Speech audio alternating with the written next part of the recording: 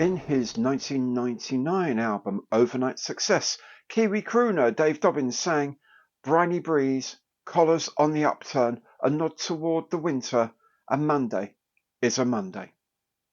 Well, Dave, sounds to me like what you need to do is get yourself a cup of tea, snuggle up warm, and watch Monday Matters right here on Gary's Stuff.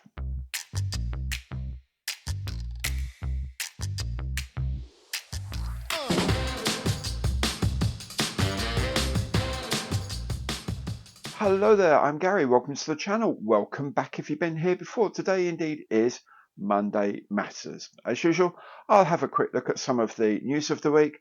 I'll have a chat about what I've been up to on my bench, and of course I'll be announcing the kit of the week. All these bits come as chapters. You can hop backwards and forwards as your heart desires. Now, if you like what you see today, and I hope you do, please remember to give it the old imperial thumbs up on the like button below, because every like counts. And if you haven't done so yet, please do subscribe to the channel and hit that bell, and you'll be notified of all my future content as it is released. And of course, as usual, if you'd like to make a bit more concrete contribution to the channel, you can do that through Super Thanks by becoming a channel member or by using any of my online partner programs. Now, before we start with the news, just a couple of quick things. Group build video, I promise you, is on its way very, very, very soon. It's just been such a struggle juggling lots and lots of other things, but it is on the way. I haven't forgotten you, so it will be coming up very soon. Secondly, of course, the end of the week is Telford, the IPMS event. Scale Model World, I think certainly the biggest UK show, probably one of the biggest in Europe as well. 2 days of absolute model making heaven. People talking about sticking bits of plastic to other bits of plastic. It is an amazing place. If you can get up there, please try to, because it's wonderful. You must buy your tickets in advance, so you can't get tickets on the door. So you must buy tickets in advance.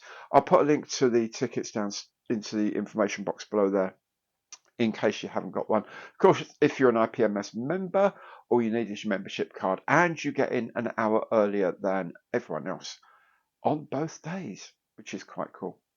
I'll be there, as I say, for both days, all day, both days. So if you see me, fancy having a chat, pop over, say hi. But let me know who you are, because I may not know. In fact, I may not know if I met you before last year, because my mind just goes completely when I'm there. I'm so focused on generating content. I'm going to try and do quite a lot of news bits and pieces. I'll do some interviews as well while I'm there. But I'll do a few sort of bits and pieces and catch up with what's new and what's been announced and stuff like that while I'm there as well. So keep an eye out on the channel for that. All of which brings us, of course, to the first regular item on Monday Matters, and that is the news of the week.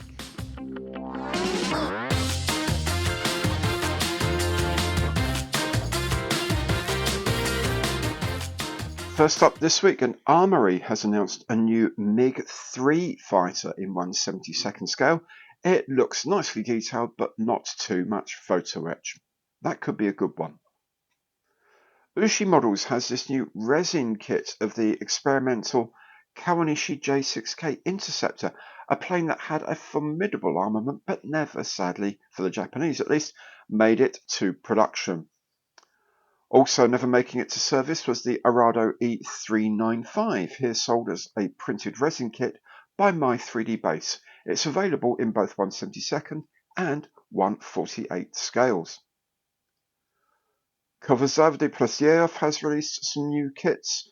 Well, actually, they're re-releases. Among the more interesting are the Piper L4 Grasshopper, which comes either with floats or with the Brody hook that allowed light aircraft operations from very small ships. Also being re-released are the Newport 17 triplane with its very oddly staggered wings and the Curtiss H-75 Hawk, among others. AZ Model has released 3 kits of the Gloucester Gauntlet fighter in 1/72nd scale. These are new part reboxings of an original 2008 kit. A&A Model has released this Antonov AN2 Colt in 1/48 scale. I think it's a rebox of the 2010 billet kit, but with new parts, new decals, and some photo etch detail as well. Another rebox is the new AIRFIX Wellington Mark 1 in 1/72nd scale, as well as an aircraft in the colours of number 9 Squadron RAF. There is a scheme showing a captured aircraft. I would also say that as the AIRFIX Vintage Classic release of the Fairy Rotodyne has been featured on their workbench pages online, it must be no more than a couple of weeks away from release, and yes, I do have one on pre-order. SOVA-M has a 1/72nd scale kit of the CIM-10A Beaumark missile. This long-range surface-to-air missile was intended to shoot down fleets of Russian bombers at up to 30,000 meters altitude and ranges of up to 700 kilometers. The model should be about 18 centimeters long when complete, plus of course the launcher. Metallic Details has some new direct printed kits, including the Hawker Fury, the Fiat CR42, the Grumman F3F and the Arado AR68E, all in 1/144th scale. What is notable is that the wing struts are part of the 3D print of the upper wing, so they don't have to be fitted separately. There are also monoplanes such as the Volti Vengeance and the IAR-80. Copper State Models has a new 1/35th scale kit of the Garford-Putilov armoured car. It is also available in boxes with a variety of markings. St.GEORGE model has this new 1/35th kit of the Krupp Daimler 7.7 cm flak gun from the Great War. St.GEORGE really seemed to specialise in anti-aircraft artillery from the 1914-18 conflict. In 1/72nd scale, FLYHAWK has this T-3485 kit available in Soviet Army colours from World War II or for a post-war vehicle of the Chinese Army. MINIART carries on with its range of food and drink diorama accessories with this set of bakery products in 1/35th scale. The set includes the wooden trays. At sea now, Model BDM has a new range of French Second World War ships, including the Elan-class minesweeper, Le Hardy-class torpedo ship, and the Jaguar, Le Terrible, and Mogador-class destroyers, all of these at 1/400th scale. And finally, TAMIYA has a new range of educational kits, including this rubber band-powered trike and a monorail for which you can buy extra track. However, I'm not entirely sure about the learning outcomes expected from this duck.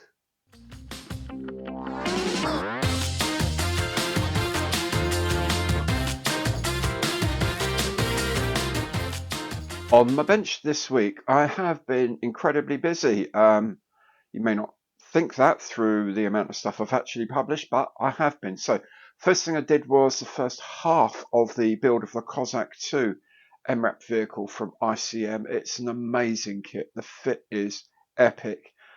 It's just such a lot to it, but it is nearing completion as we speak. So that second part of the build video should be up before the end of the week. I've also been working on the F-16A from Kinetic. That's got a way to go yet before that's completed, but it's looking very nice so far. And of course, I've got the AIRFIX Vintage Classic SRN1 in production as well. Putting all that together, generally speaking, that's been going quite well. The parts are a little bit flashy, but you know, it is a very, very, very old kit, 60 or more years old. So it's not doing too badly. It's actually going together quite nicely. It's painting up well, I'll tell you that. I've also had the monthly live stream last Thursday. Hope you enjoyed that. I always do. I always have a blast with that.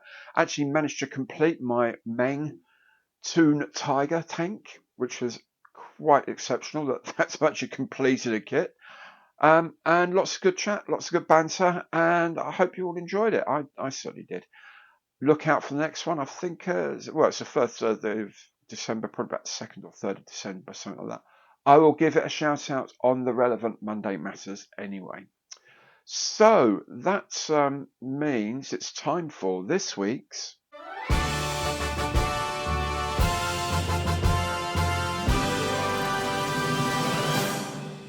kit of the week, and it is going to be a little bit of an oddity. It's going to be the NIAI Fanera 2, a kit by Micromeer in 1/72 scale, and it was a mystery box kit from Nick. So Nick, thank you very much for this.